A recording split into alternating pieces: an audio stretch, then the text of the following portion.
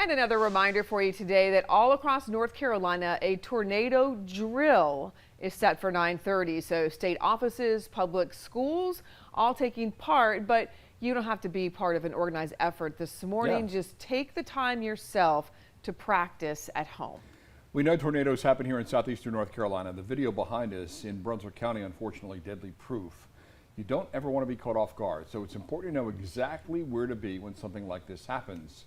We're joined again by Gannon now as Severe Weather Preparedness Week continues all across the state. Gannon, good morning. Good morning, guys. You get that warning, it's time to act, so it has to be instinctive, know where to go. So I agree, that conversation and that practice, a good time to do that is today as North Carolina's Severe Weather Preparedness Week continues. So take a home, and the best place, a basement or storm shelter. If you don't have one of those, I don't have one of those, so I've got an interior room. You think as many walls between you and the outside as possible, so that's usually like a bathroom or closet.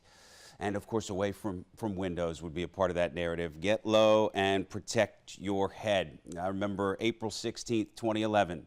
Huge tornado outbreak here in the Cape Fear region on up to other portions of eastern North Carolina. I was in Greenville, New Bern. Tornado warnings all afternoon. A couple days later, I was at a house that got hit with an EF3 in Snow Hill, North Carolina, and the family was glad that they just had a few seconds to take cover, but they did.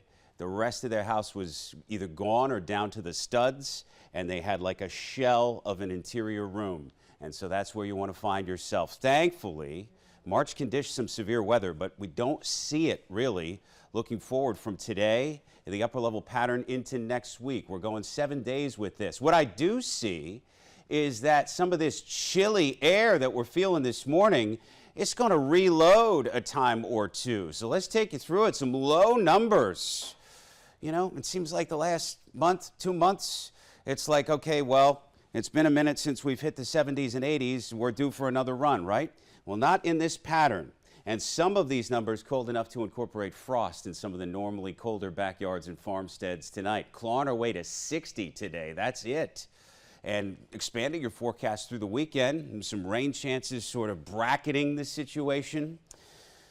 Temperatures staying rather consistently cool. That's your 7-day planning forecast. It includes the spring forward reminder Saturday night. Some of your clocks may need a little help with setting in an hour ahead. You lose an hour of sleep. Of course, your smartphone watches what they might, update automatically. And think about the detectors as well, CO and smoke.